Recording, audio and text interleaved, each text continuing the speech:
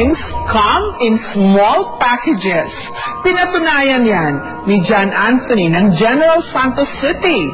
Kapos man sa height, napakalaki naman ng talento at fighting spirit.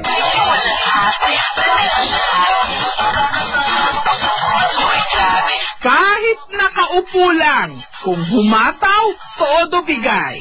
Paikot-ikot na parang trumpo.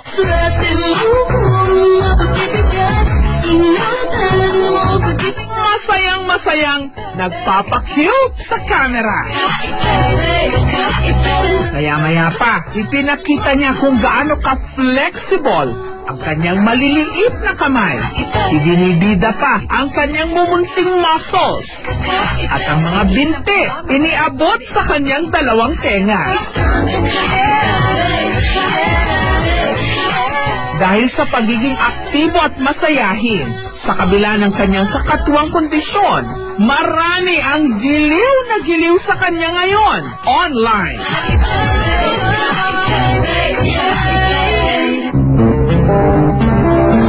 Natagpuan namin sa city, si Jan Jan. Hi po, everyone. Ako po si John Anthony Gabutan. Pogi po ako. 10 taon na si Jan Jan, pero ang kanyang height, 2 feet lang. Kapansing-pansing, napakaliit niya kumpara sa kanyang mga kaedad. Ang kanyang mga binti at braso, nakabaluktot. Ang kanyang ulo, may kalakihan kumpara sa kanyang katawan. Ang kanyang dibdib, maliit at parang may mga bukol. Minsan po, sumasakit yung dibdib ko po at ulo. Anong ginagawa mo pag sumasakit? Magpahinga. Gayunman, lumaki raw siyang masayahin at palabiro.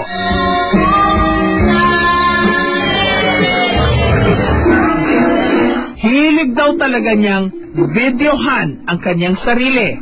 Katunayan, meron siyang mga video kung saan siya'y kumakanta, nagigitara,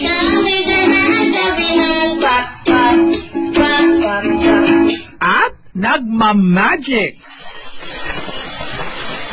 Gusto ko pang maging artista. Sino idol mo? Si Willie Rebellion eh. Marami po siyang pera. Dahil sa kanyang mga nakakaaliw na video, meron na siya ngayong mahigit 20,000 followers sa Facebook. Mga idol, salamat sa pagtingin ng video ko. At napasaya ko po kayo.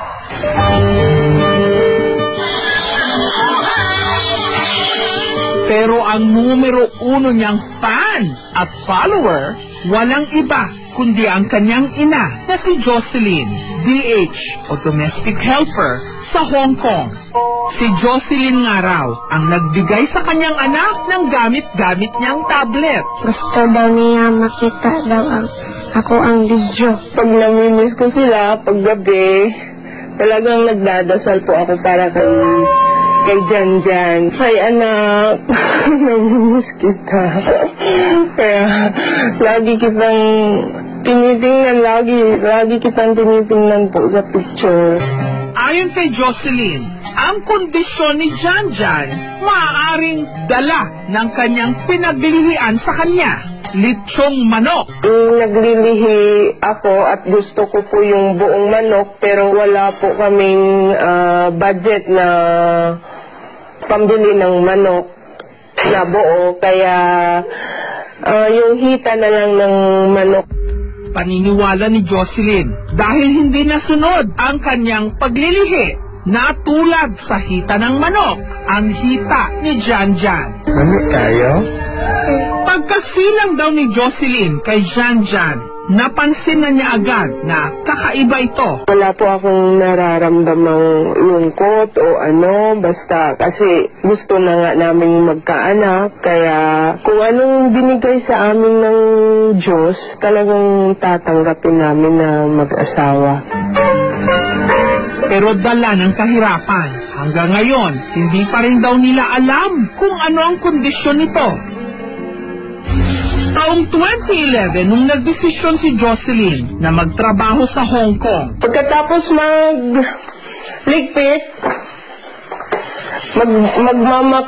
nagmamap kami.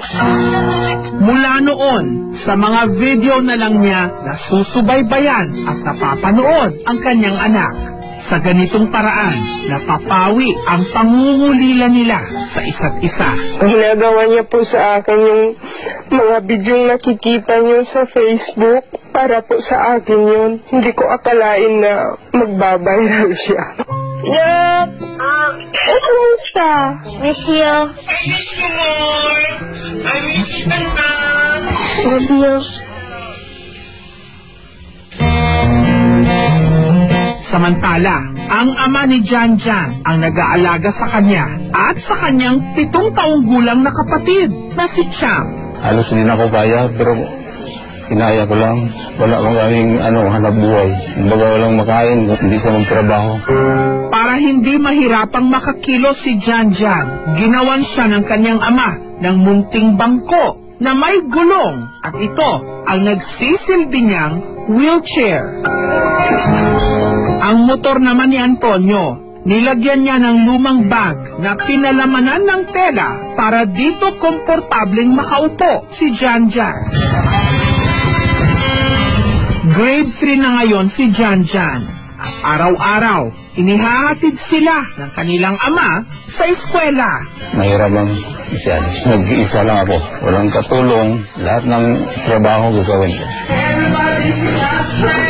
Kahit pa ang upuan ni Janjan sa loob ng classroom, gawa rin ni Antonio para hindi raw ito mahirapan at hindi mahulog.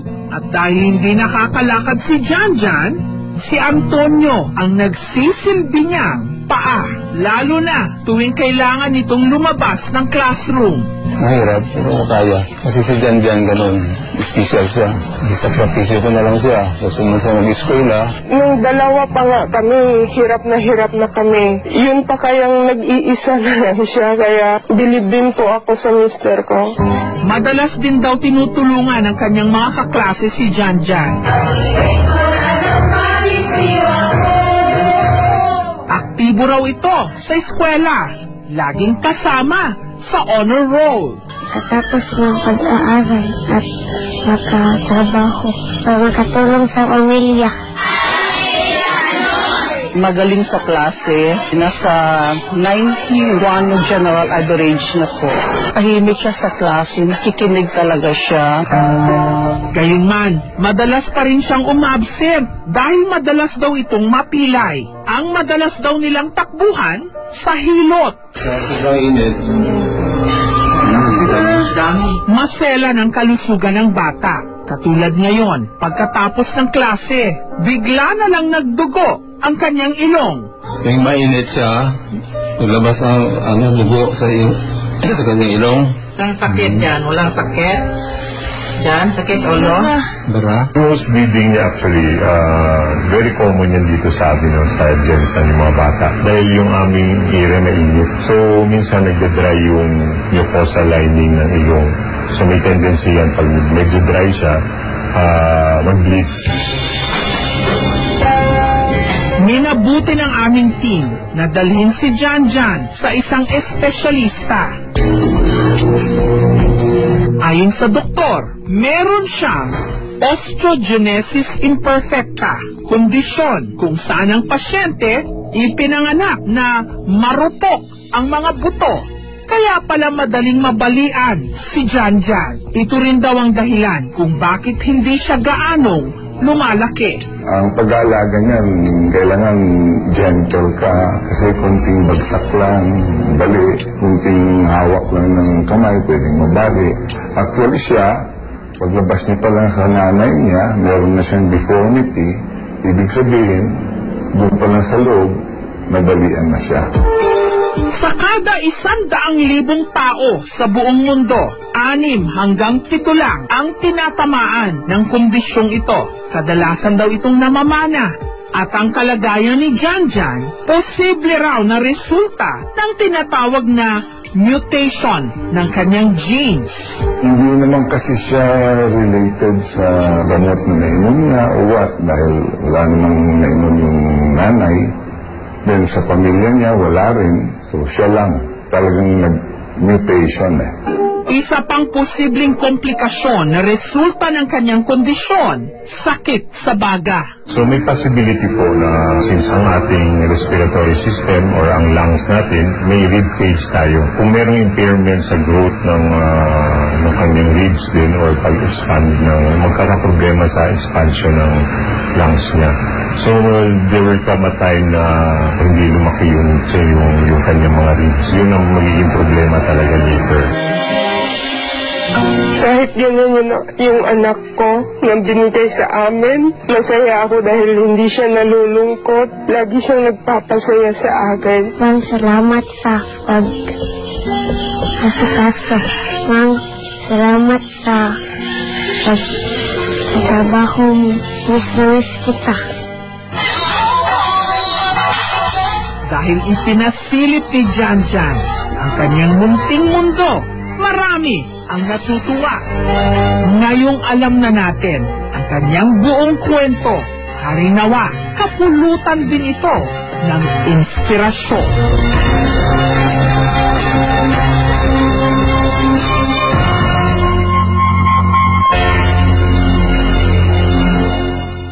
Susunod, mga magaganda at sexing calendar girls. Alamin ang kanilang mga pinagdaanan bago sila inilagay sa mga kalendaryo. 1 month din yung preparation ko na mag-workout at mag-diet. Sometimes, kumukurot-kurot. So, hindi naman masama na na mag-cheat. Umaga pa lang, pero amoy